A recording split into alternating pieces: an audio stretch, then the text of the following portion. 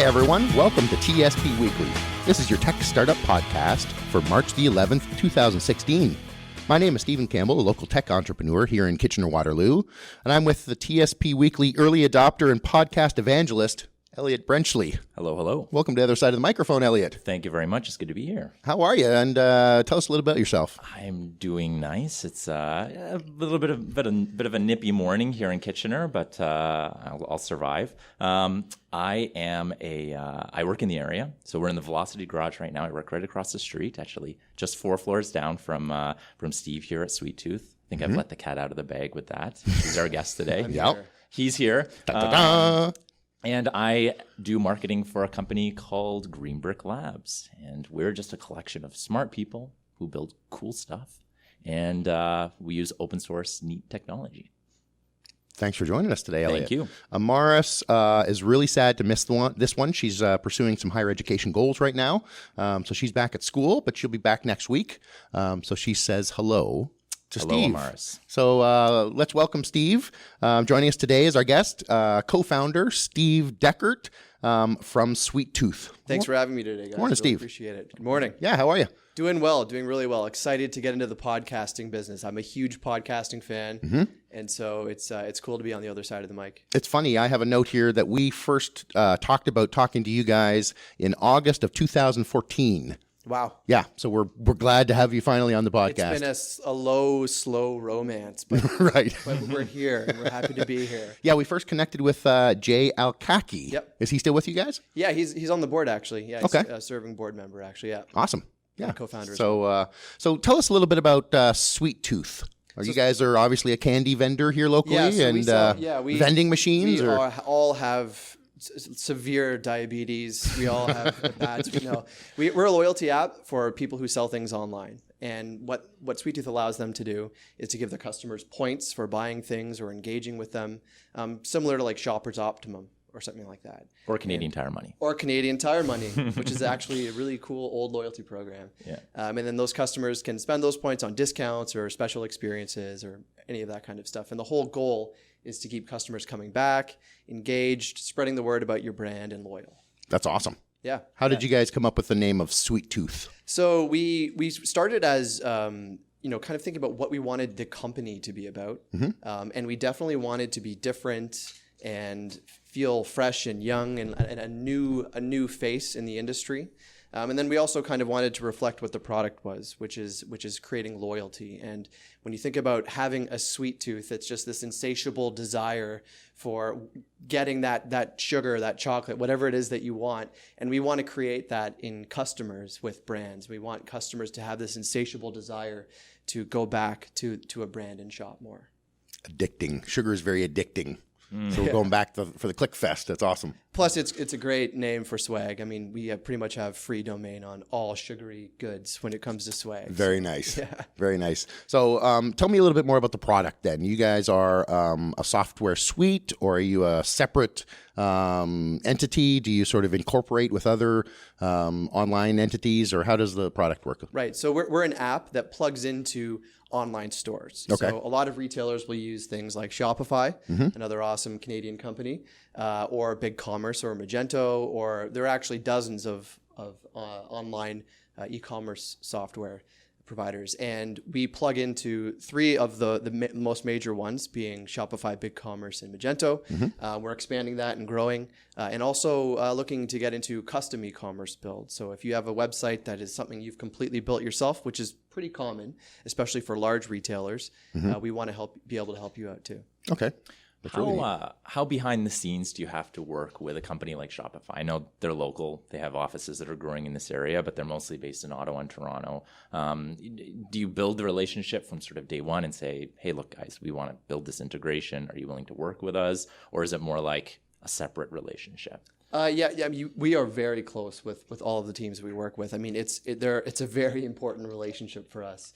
You can imagine if they make a change on their end, on their platform, that can really affect us and our customers, right? So there are a lot of implications there. So having a close relationship with all of your partners as an app is extremely important. So right from day one and from day -100, you need to start looking at those partners and strategically working those relationships. So if we are looking at another e-commerce platform to integrate with, which we are doing right now, we've actually have the business development process lead the actual software development process to make sure that we have those relationships intact before we need them, basically.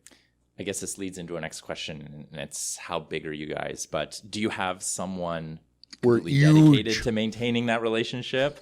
Or it's I mean, I do a lot of that myself, but it's kind of a company thing to do. It's everyone that we talk to at Shopify, at BigCommerce, at Magento, and every one of us that talks to them, we all try to develop that relationship and get close with them. So when it comes to sponsoring events or anything like that, we all try to be there. It's very important for us to do that. And it's also, I think it's a more human way of doing business development, is that the people that I'm talking to and I'm engaging with on a regular basis, I'm responsible for those relationships. So, like our CTO, Bill Curtis, who's definitely, he needs those technical contacts. He's been doing business development without even really knowing it. Don't tell him, but he's been doing it without really even knowing it with their tech team, because that relationship's an important organic one to have. That's awesome that you guys have been able to build those relationships as you go along.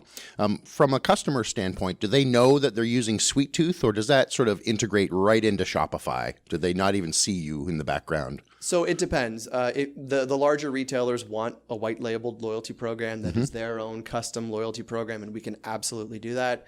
The smaller guys, particularly the ones that are using our free plan, they have a little bit of branding on the bottom that says powered by SweetTooth. And I think that's a fair thing to ask if we're generating revenue and helping you out for free. So if we're talking about a loyalty program, we're really talking about if I am the customer and I buy something, then there's some rewards that come to me. If I share this on social media, then there's some rewards that come to me. Or if I tell Elliot about what I'm doing, then there's some rewards. Are those sort of the three prongs of the reward system? Exactly. And so basically when you look at all of this, it's a kind of a customer journey where we take someone from a visitor to a purchaser, and then a purchaser to a repeat purchaser, and then a repeat purchaser to what we call a brand advocate, which is someone who is spreading the word to all of their friends and referring people. And so what's important is that we have different rewards lined up for each stage of that customer life cycle. And so, the first step might be rewarding you for your second order and subsequent orders. And then after that, maybe we want to incentivize things like reviews or sharing the word on social media. And then after that, we might ask you directly to refer a friend. And then I get the balloon drop at my house. Yeah, then you get the amazing reward or maybe some exclusive perks or something like that. So, making sure that we have rewards that are tailored to where a customer is in their customer journey is really important. Did this come up from a pain point on your side? Were you a customer and thinking, I want more Canadian Tire money every time I go? Or what was the inception of SweetTooth? Well, I think as a Canadian, all of us want more Canadian Tire money, let's be honest, especially the way the dollar is going. So, right. So before SweetTooth, we were actually a custom e-commerce development agency. So we would help retailers create and modify their online stores. And we kind of saw in aggregate that there was an issue with getting customers coming back and making repeat purchases. This is back in 2008. Okay. But a lot of retailers were so focused on getting new sales, on either driving through, gaming, SEO, or trying to even just paying to acquire customers on something like Google AdWords or those terrible flashy display ads. That was their number one focus, was getting one sale and not getting a customer for life. And so a lot of the retailers that we worked with had this problem of getting repeat purchases. It was an organizational problem as well as a technology problem. And so we created SweetTooth, we launched it, and it just totally blew up. To the point where we dropped the custom development agency and we became SweetTooth Inc., and that was what we're doing full time. That's a great problem to have. Yeah. What do we do here? Yeah, I got two things that are happening. Yeah, and it's interesting. It's a similar path to market as a company like Vidyard. where Yeah. they started as sort of a custom sort of marketing and video type company. I think it was Redwoods Media. Yeah, yeah. And they had a product, they saw a need, and they went for it. That's awesome. Exactly, yeah. Yeah, and even before then, before doing the custom development stuff, I was actually an online retailer. So I sold things online. I sold toner cartridges for laser printers. Beauty. The website was inkprint.ca, and it went out of business. So you can't go there now? You can't go there now. Thank God, because if You're anyone welcome. saw what that website looked like, it wouldn't look good. It wouldn't look good. But So, Steve, is there any competition out there for Sweet Tooth now? Are you guys the only guys in the game, or was it a rush to market for you guys to get there first? Tell us about that. we're the only ones in the game that are important and doing it the way that we think is the right way to do it.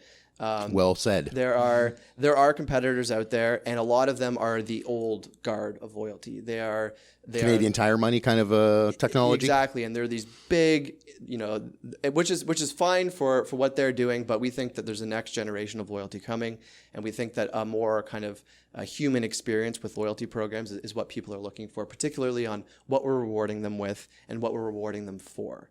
So it's, people are not just purchases, and a lot of loyalty programs focus on just the purchasing. They just give you points for purchases, and they just let you spend those points on discounts.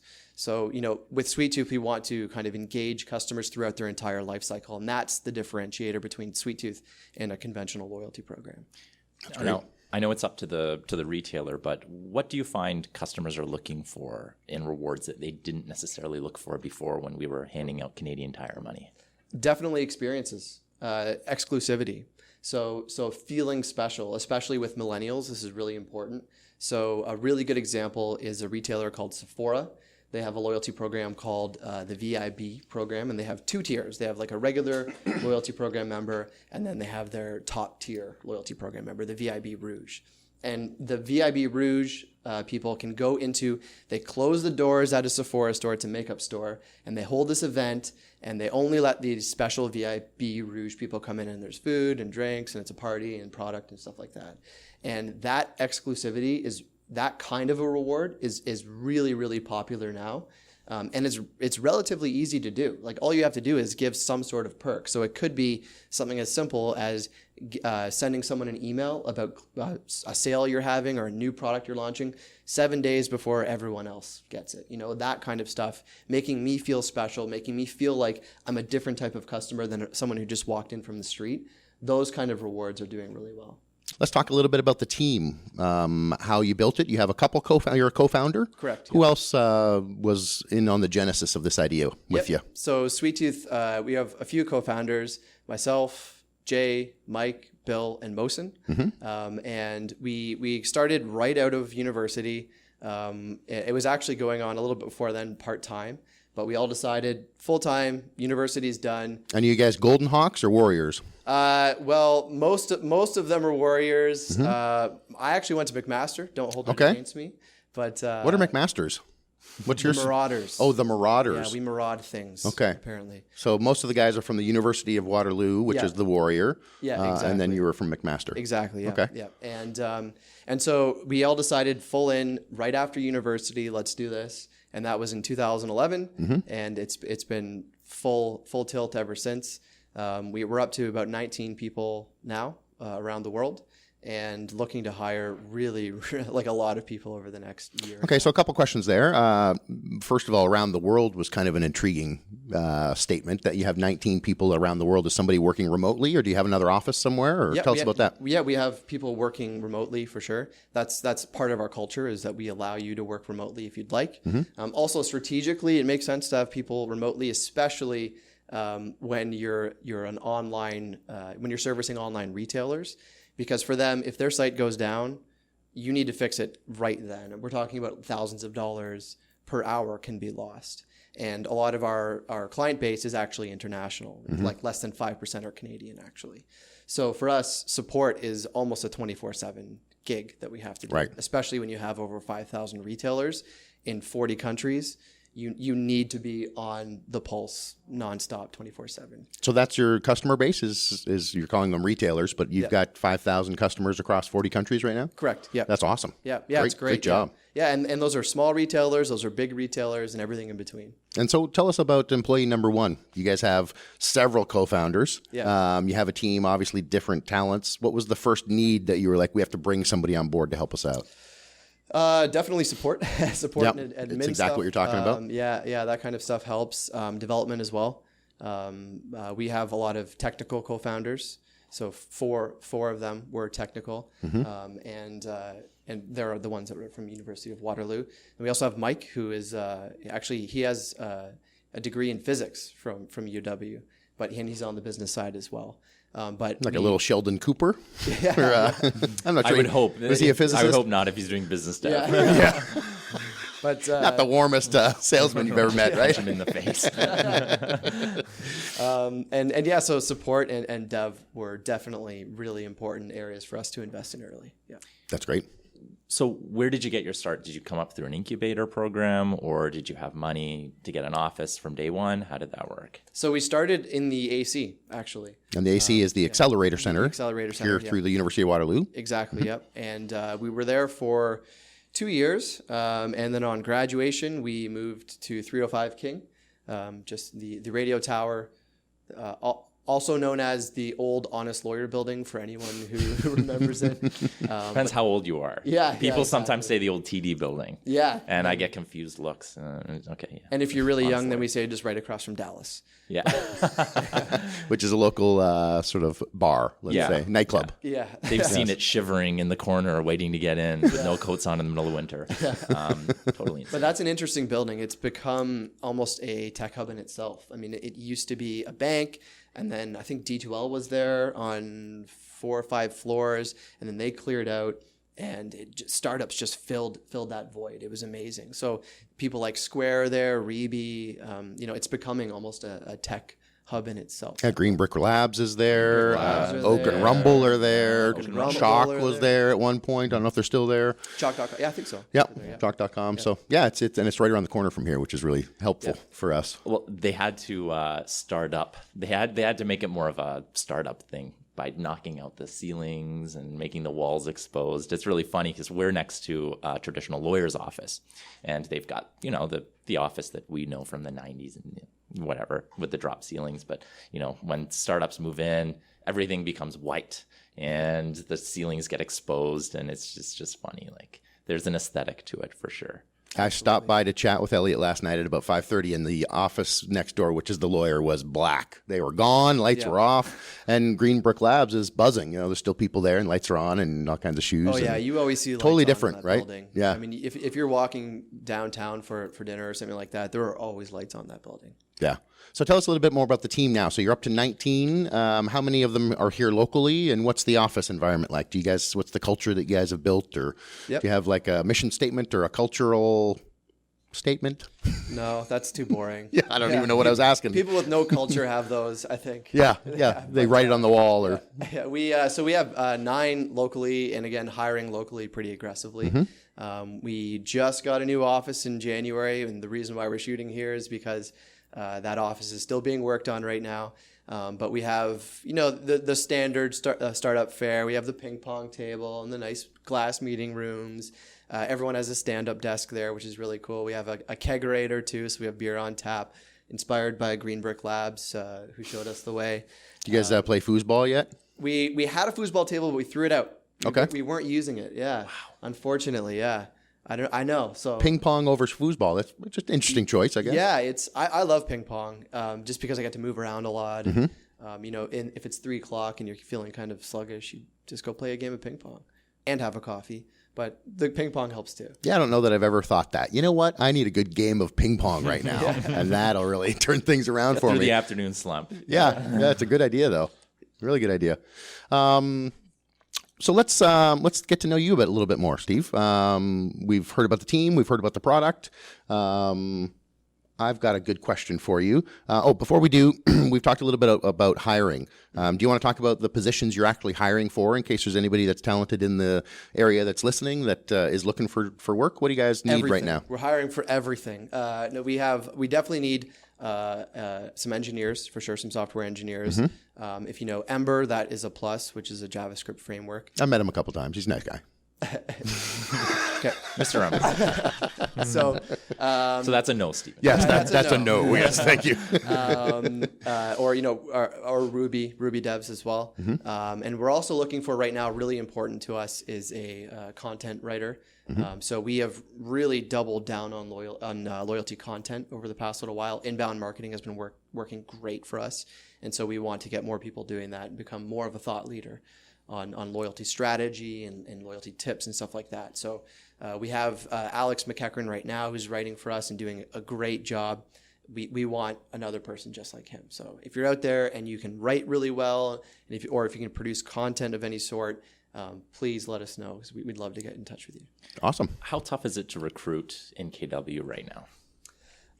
It depends. Depends what you're looking for. If you're looking for very niche experience, it's been difficult.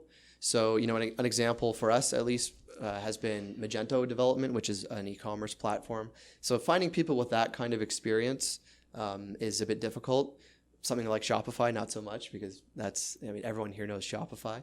But the same for BigCommerce, which is another e-commerce platform. So looking for that kind of niche experience is difficult. But if you're looking for, general business or general software development, absolutely no problem. The universities here are great. The people here are great, and the ecosystem is amazing. What are you afraid of? I'm afraid of complacency. Yeah, becoming complacent in life.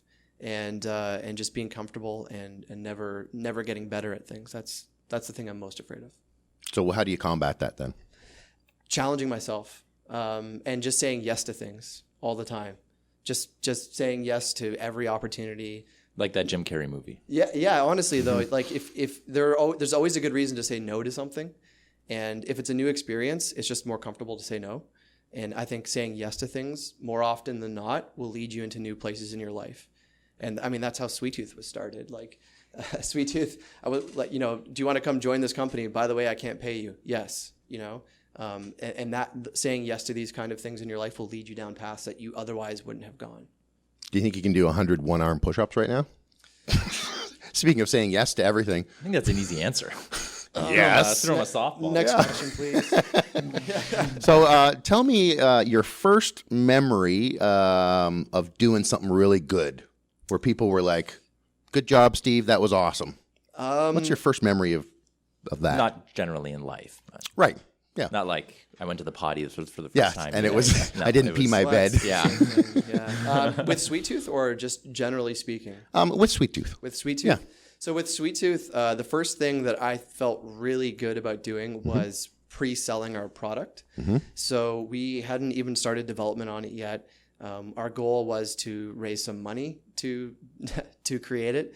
And we did that by pre-selling it and gauging interest in the community as well. So I sold 13 licenses of software that wasn't even developed yet, made some money. That helped pay for some development.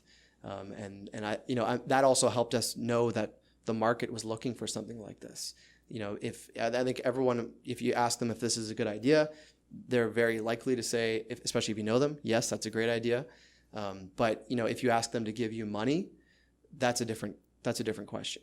And people who are actually serious and actually have a need for what you're looking for will give you money for what you're going to build.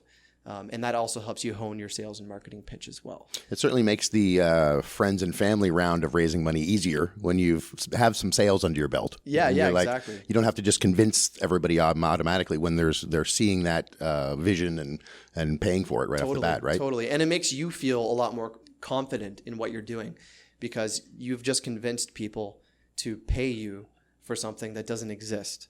So there must be a need for that, right? Or at the very least, you're very good at selling it. And that's an important thing too.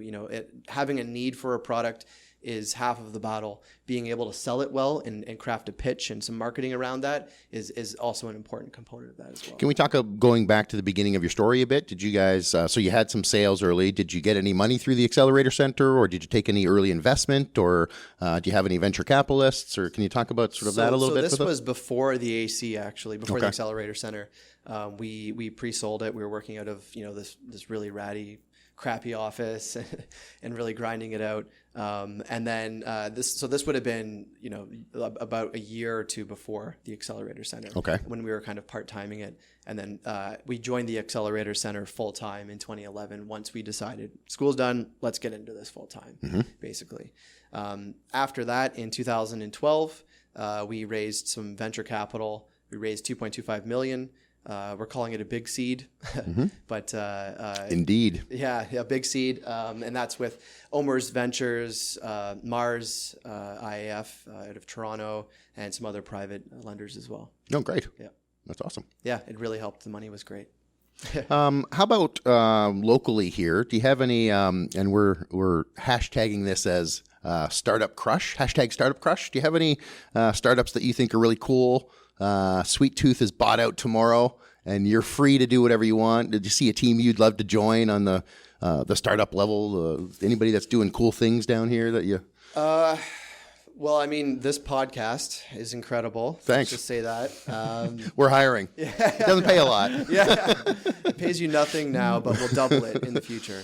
I really, this isn't a startup anymore, but I really, really do appreciate what Shopify has done. And Tobias as a leader, he's amazing, and I really do like the way he's created a business. So a company like that would be something I'd be interested in. Really cool.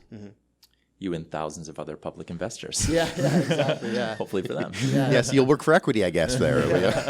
When I heard him speak here, and he's just, he's technically gifted as well as being gifted in the sense of kind of challenging the status quo. And he's very test driven as well, which I appreciate. So saying, hey, let's take Fridays off. Is that going to work? Let's test it out for a month and do it. And he'll do that organization wide. And that to me is something that I can appreciate. Is maybe that goes back to my fear of never wanting to be complacent, is always trying new things. And I can appreciate that, especially when you get to a company of that size. It's hard to keep that.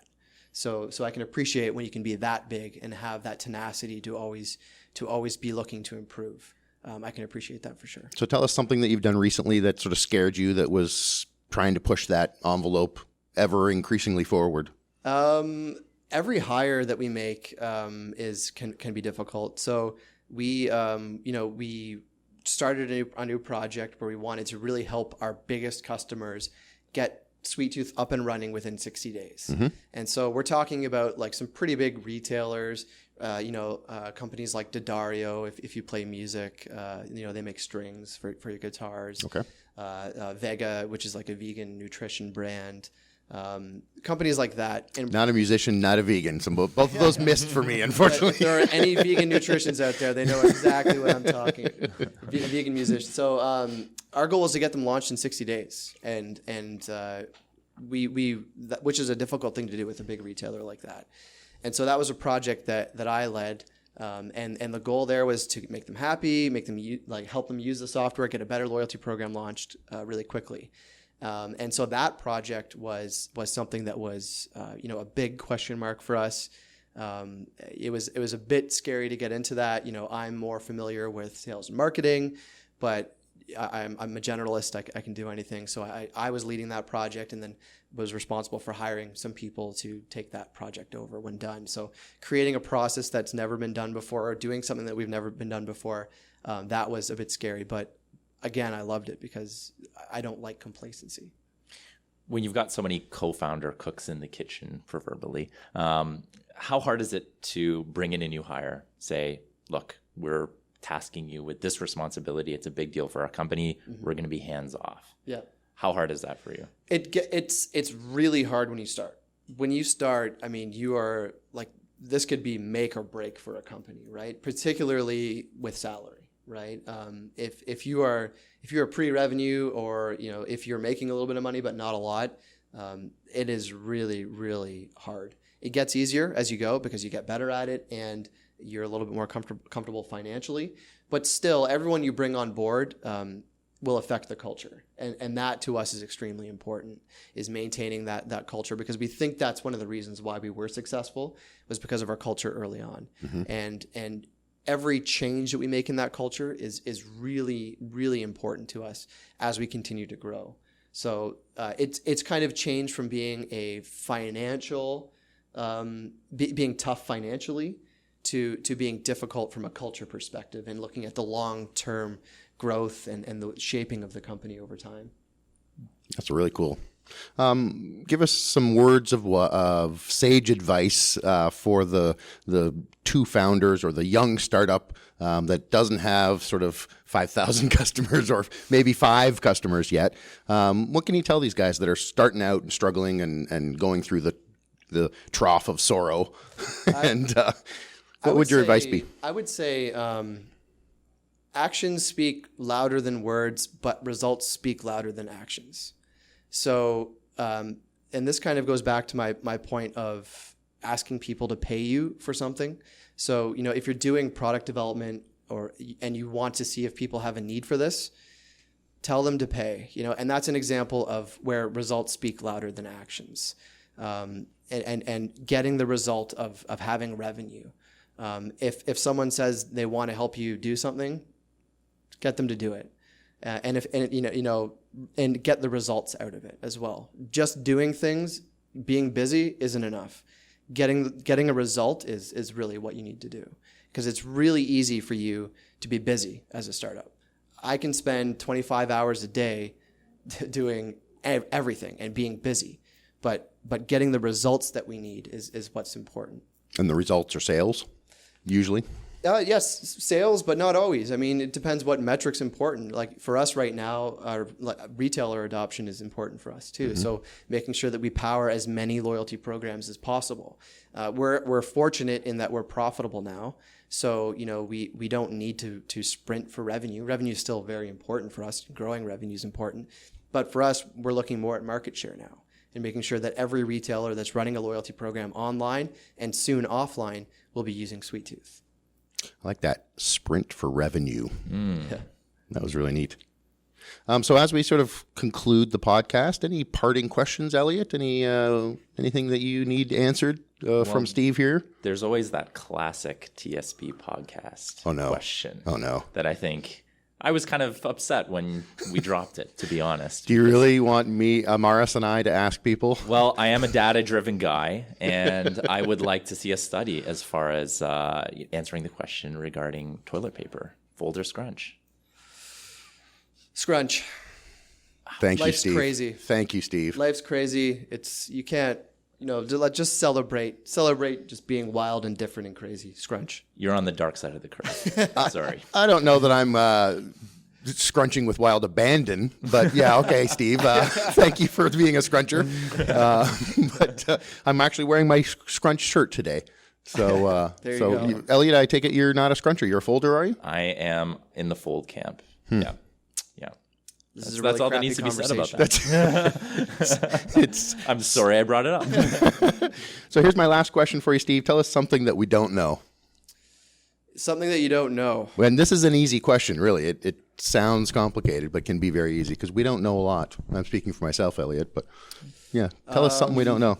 Do you have any weird knowledge about sports or tell us something that you know about that not many people do?